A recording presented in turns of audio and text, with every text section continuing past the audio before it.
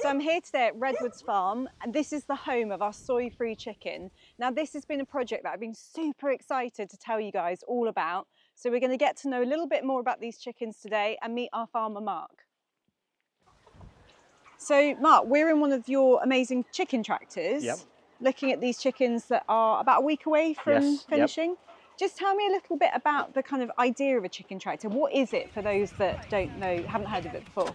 So it's all based around the idea of daily moves. So we design it with the idea that it's easily moved every day. We started off with little 10 foot by 12 foot chicken tractors when we began this 5-6 years ago. Soon outgrew that, and we've moved to these polytunnels that hold, as you can see, there's about 400 birds in here. And it enables us to upscale a little bit. They're on the daily move system, they're getting fresh grazing, fresh pasture, they scratch around for insects, they're following the cattle. It's the general principle on the farm that the cattle go at least a few days ahead of them, and they will follow that. And it makes for a more natural diet for the chicken because they're able to graze, because they're on fresh pasture all the time. Each day they're moving on to fresh pasture. And we've worked out like a 12-week-old bird, which is roughly where the age we're finishing them at, over its lifetime will have covered about 10 times the area of a free-range bird. Yeah, I was going to say that because we talk a lot about properly free range, and the reason why we use this kind of term properly in front of free range is we all know free range systems can vary quite a lot. Yeah. But this is a whole different thing, and actually these birds are moving more than in most free range systems. Yes, and technically they don't qualify as free range. We can't put free range on our label because they are confined within this polytunnel. But as I say, over their lifetime, they cover a lot more area than a free-range bird is allocated. And each day, it's fresh pasture, so they're always going on to fresh, rather than being let out onto that same bit of dirt they've been on all their life. Yeah. And we think it makes for a much better bird. And the tunnel itself gives them the protection from predators, you know, both foxes and aerial predators. They're being a jungle bird, you know, in their sort of history, as it were. They are used to being under this canopy. In nature it would have been a forest, but so they feel more comfortable. When we let them out, when you let a bird out into a free range, as soon as it gets an aerial predator, it looks for somewhere to go. Yeah. For protection, and so that's what this provides. And that's why tree cover is really important in those free range systems, yes, like you say, to give it that kind of natural coverage to make it feel more comfortable. Yeah. Well, one of the things you just talked about is this idea of fresh pasture, and obviously what we talk about in farming is, I know we have these amazing, beautiful, delicious chickens, but actually what a lot of the work we're doing is really farming the soil. We're kind of really farming that soil biology, trying to bring in these regenerative systems.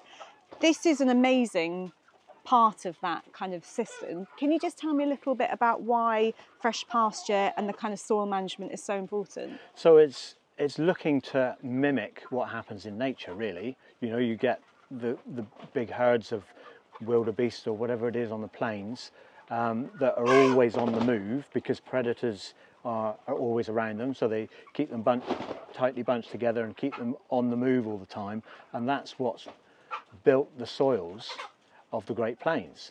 And so we try to replicate that with the cattle with electric fences. We haven't got the wolves hunting them, but we use electric fences to keep them bunched up and keep them on the move, again, daily moves. And then the chickens follow behind in the same way as you get flocks of birds following those wildebeest, buffalo, whatever it might be, on the plains. And so the chickens are then, they're scratching around in the dung pats and eating out the parasites. They're eating obviously the pasture as well, and they're enabling, by scratching around in the dung pats, they're reducing the worm burden.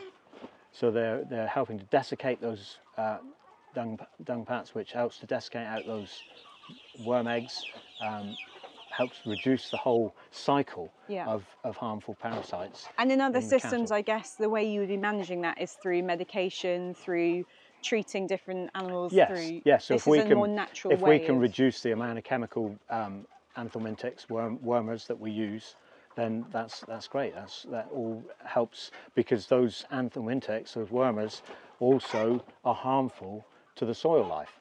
So if we can reduce the amount of those we use, we're helping the soil life in that way. So the chickens are all part of the natural processes that try and move away from that. And as a bit of a gardener myself, one of the things that is a bit like gold dust is really good chicken manure. We all know that's such a good nourishing kind of source of food for the soil. So I guess by adding in kind of that fresh manure, you're fertilising it. Have you noticed any kind of difference in the pasture? Oh, very much so. So as we move them, you can see behind the tunnels where they've been that they've grazed it down tight. They trample quite a lot as well. But that will then recover faster than the areas around it because of the manure that the chickens have put on there.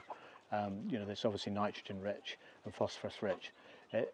So we don't use any chemical fertilisers anymore. We rely on the chickens really to do that side of it, and the other natural cycles of the ruminants as well, so sheep and cattle. So where are we heading? So we're heading back down to the farm buildings. I love this view out through here. It's when we bought the farm, we came here 17 years ago, and when we bought the farm, this, as you go down over this brow, is the view that was on the brochure, as it were. Yeah. And quite right. It's pretty magic. Everybody loves our view when they come here. Is that where? So Redwoods, the name? Yes. Would that have been a? It was the name of a person rather than. Oh, okay. Because I was thinking it's a weird part of the world to have redwood trees. Yeah, no, it's the name of a family. It was once part of Huntsome Estate, the farm. Yeah. And there's also a Redwoods pub down in Uploman. Yeah. So it's all linked with the estate and what have you. But I spent many a moment in my youth in that pub. Did you? I did. Ooh. That story's for another time. I won't ask too much about that. But we came up from South Molton, so we rented a farm at South Molton. We're first generation farmers. I say first generation, it skipped a generation. So my grandparents were farming, extended family farming, but my father went in the bank. So I didn't have a farm to sort of take on or inherit, so we came here after renting a farm down at South Molton for some years. Had the opportunity to buy this, and beef and sheep originally, and when they started making noises about getting rid of subsidies and what have you, I was sort of thinking about alternatives, and at that time I was also getting very interested in regenerative farming, and so wanted to do pasture-reared chicken as an additional income stream and also an additional diversity, financially and for the land. And that was why we started with it. And the pasture chickens, how long ago did you start doing those? 2020 was our first year, so this is our 5th year. Yeah. Was looking into it through 18 and 19. Summer of 19, somebody asked me about doing the soya free. Yeah. And got talking with that, and that's, to my mind, it just worked with the idea of pasture reared. Everybody was saying soya free couldn't be done, and I've thrown the gate now.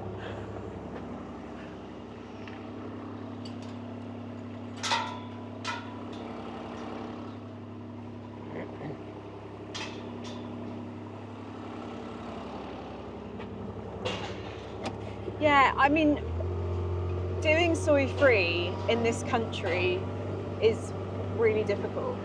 In my naivety, I said I'd give it a go because I thought pasture reared was a way it could work. Yeah. Because they're getting such an increased diversity in their diet with being pasture reared. And I talked to various feed merchants, and a lot of them just weren't interested, said it couldn't be done. But the one, actually our local one that we've used for years, said they'd give it a go. and they talked to their poultry nutritionist and came up with a feed, and we went. They came up with a crumb, a starter crumb, and the grower ration. We've never used their grower ration. We started with their starter crumb and went with that, and then initially we just added some wheat, and then we've sort of developed our own grower ration that we use, that we get them onto that. Keen to just try and source as much as we can locally, really, you know. Yeah. So that's you know, we get greeted by the dogs now. So. The many dogs at Redwoods Farm. Yes. Oh, that was a lovely bit. It was, wasn't it? Right in my face. So this is your home mix.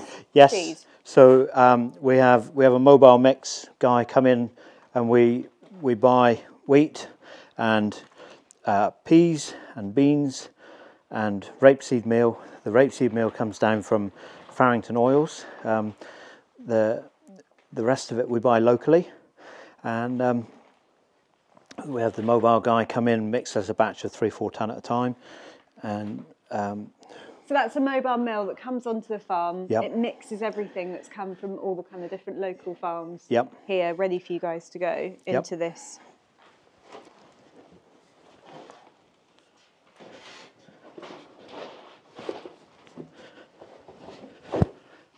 So mills it down to quite a fine mix. You can see the different bits. The light green Yeah, you can see the peas, is the can't you? peas, and then the dark green, almost black, is the rapeseed meal, and then the yellowy bits like that is beans, and then the rest is wheat, really. So, and all of that means that there's no need for soy because you've got that extra nutrition from the peas and beans. I mean, the feed overall, but specifically the peas and beans. The peas, beans, and the rapeseed meal yeah. give the protein element. You know, they lift the protein element because that's what the soy is for. That's what people use soya for the protein. And this is a way of you know, making a locally sourced. We don't grow it ourselves. We're not really good enough ground to be growing arable crops, but it is all largely grown as locally as possible. That's the approach we take. So this is our brooder, one of our brooders. We've got two now. As we've grown a little, mind your head. So these are about 10 days old.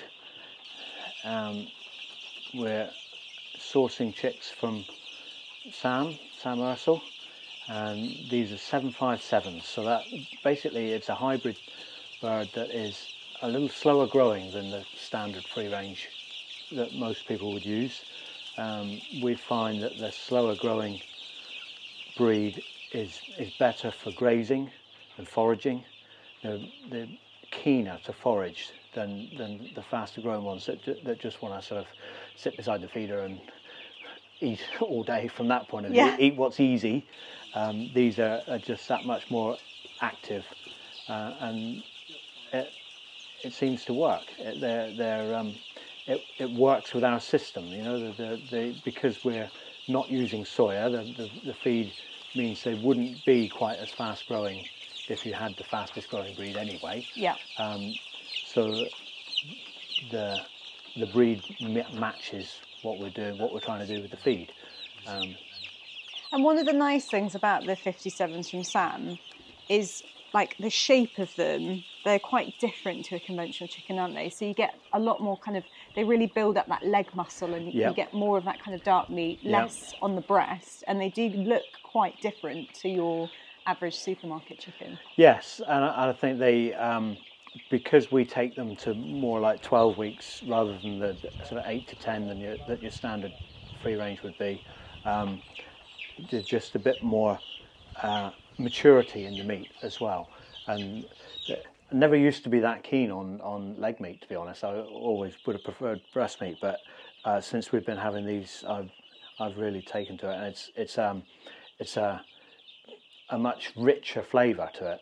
Yeah, more gamey, yes, richer. Yeah. And for our customers, one of the things that's really important to me is that kind of nutritional value and the nourishment from it. And because these birds are growing kind of longer and slower, they're really building out that carcass. So when you go to make like your broth or your stock or your gravy, there's so much more nutrition in that whole meal than there would be on the kind of fast-growing bird. And that whole thing of connecting with the soil biome, you know, I'm very... I'm certainly not any expert on that, but I've read so much about the connections between the soil biome and our gut biome, and you know you're reconnecting because these birds are on fresh pasture all the time. I think it's just this thing of like this natural circle, and we need to move to systems where we're kind of in harmony with nature and everything's kind of cycling and circular. And like you say, what that chicken is eating and doing to the landscape, then what we're consuming, it's all connected. It just makes you feel better about what you're producing, I feel, if you're trying to work with nature rather than, I heard it described as trying to get things, nature in a headlock and make it subdue to you, whereas you're just trying to work alongside nature and use natural processes to avoid as far as possible having the chemical interferences. Yeah. And you know we can't cut those out completely. There are still times when you need to use anthelmintics in the ruminants and things like that. But if you can minimise their use, it's just makes so much sense to me. Yeah.